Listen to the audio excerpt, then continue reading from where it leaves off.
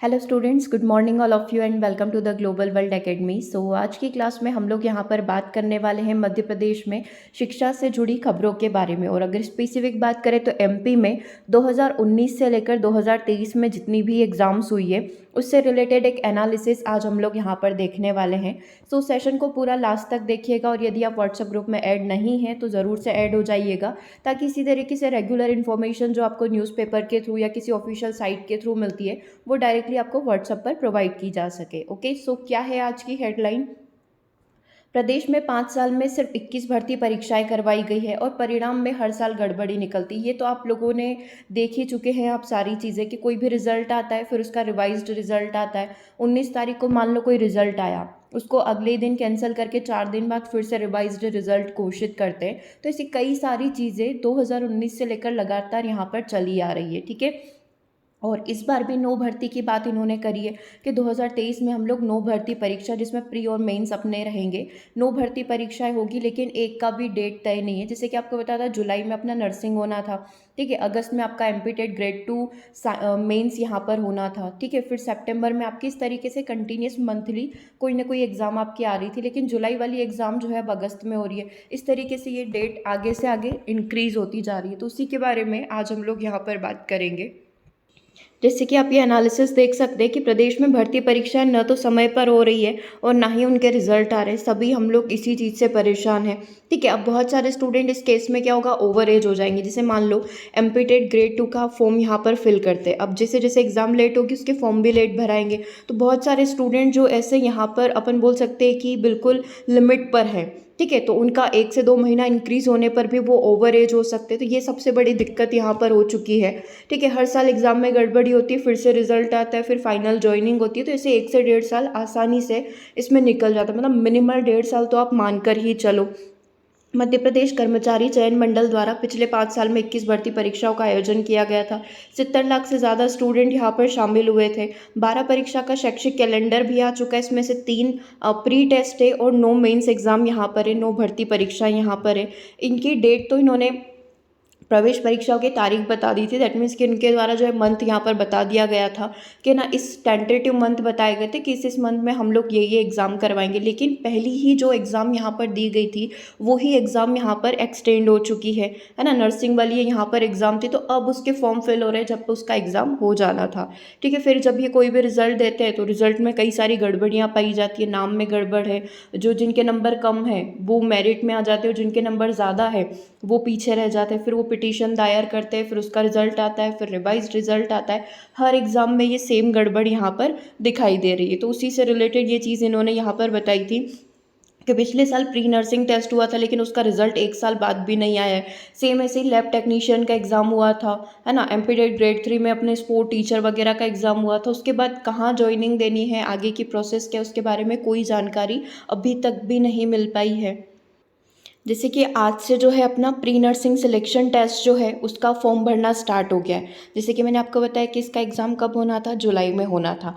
अब अगस्त से फॉर्म भरना स्टार्ट हुआ है, ठीक है, फिर फॉर्म में करेक्शन का टाइम मिलेगा। ऐसे करते करते आपकी एग्ज़ाम कब होगी, ये एग्ज़ाम होगी सितंबर में।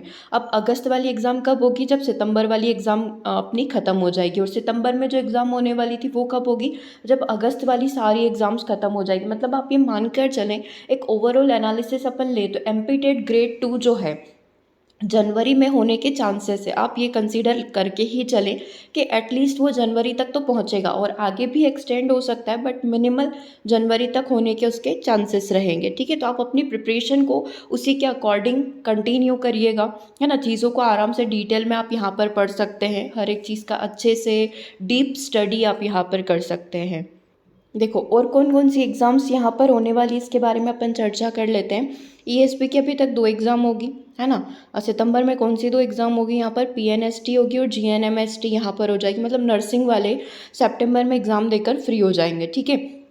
उसके बाद जो है अपना ग्रुप 3 उपयंत्री, ग्रुप 4 के अंतर्गत सहायक वर्ग 3, आईटीआई का एग्ज़ाम यहाँ पर होगा, ग्रुप 1 सब ग्रुप 3 यहाँ पर होगा, है ना? ये सारी एग्ज़ाम्स होगी। फिर अपना फीमेल सुपरवाइज़र आ जाएगा, ग्रुप 2 सब ग्रुप 3 स्वच्छता निरीक्षक, ग्रुप 2 सब ग्रुप 4 यहाँ पर हो जाएगा, सहायक उप निरीक्षक हो जाएगा, प्रधान आरक्षक हो जाएगा, वन रक्षक हो जाएगा, जेल प्रहरी हो जाएगा, एमपीटेड ग्रेड 2 का मेंस यहाँ पर हो जाएगा।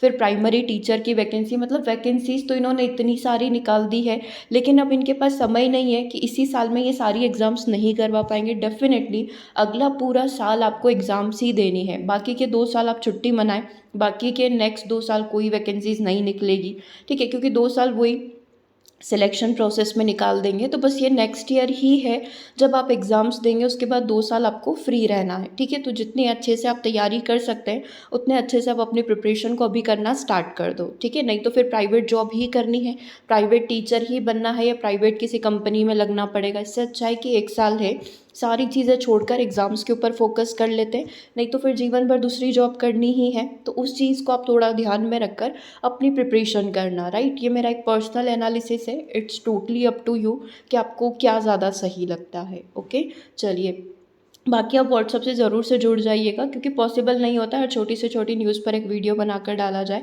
मैं डायरेक्टली व्हाट्सअप स्टेटस पर कोई भी न्यूज़ आती है तो वो मैं वहीं पर अपलोड कर देती हूँ, आप वहीं जाकर सारी चीज़ें चेक कर सकते हैं, ठीक है। और आज ही 79,000 जो गेस्ट टीचर हैं उनके लिए भी वैकेंसीज़ आ गई है, एक बार अपन वो भी देख लेते हैं। Yes, you can see here 79,000 पदों पर अतिथि शिक्षकों की भर्ती प्रक्रिया आज से शुरू होगी। हमने आज से 8 दिन पहले आपको ये न्यूज़ प्रोवाइड कर दी थी कि 1 अगस्त से ये प्रोसेस यहाँ पर स्टार्ट हो जाएगी, ठीक है। पोर्टल पर अपडेट आना स्टार्ट हो जाएगी कि किस शहर में, किस ज़िले में, किस ब्लॉक में कितनी वैकेंसीज़ फ्री हैं, राइट। तो यही पूरी इन्फॉर्मेशन वापस से बताई गई है कि कितने पद खाली हैं, कितने पदों पर नई तरीके से ज्वाइनिंग यहाँ पर करवाई जाएगी, ठीक है। ओके, आप चाहे तो इसका स्क्रीनशॉट भी ले सकते हैं।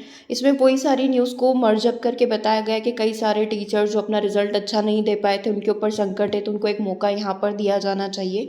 वही सारी इन्फॉर्मेशन को यहाँ पर फिर से बताया गया है। न्यूज़ वही है, 1 अगस्त से शुरू होनी थी प्रोसेस, आज 1 अगस्त है, आज से ये प्रोसेस अपनी स्टार्ट हो जाएगी, ठीक है।